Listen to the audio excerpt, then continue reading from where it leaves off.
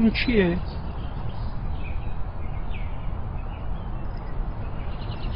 گنجشک.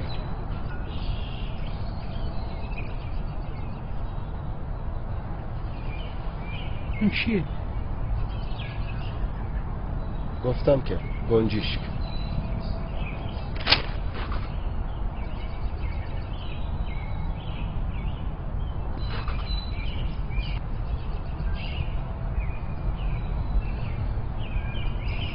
اون چیه؟ پدر اون یه گنجشکه. گنجشک. اون چیه؟ چند بار بهت بگم یه گنجشکه، چرا نمیفهمی؟ کجا میری؟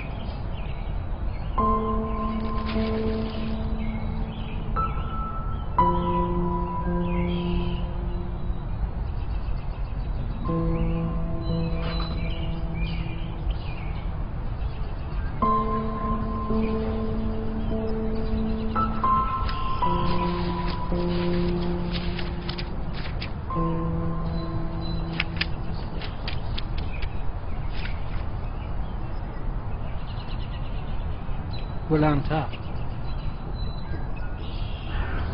امروز پسر کوچک من که چند روز پیش 3 سالش شد همراه من در پارک نشسته بود که یک گنجشک جلوی ما نشست.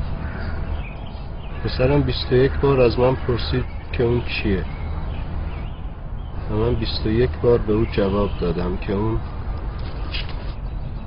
گنجشکه. هر بار که اون این سوال تکراری رو میپرسید من در آغوش میگرفتمش و به او پاسخ میدادم بدون اینکه عصبانی بشم.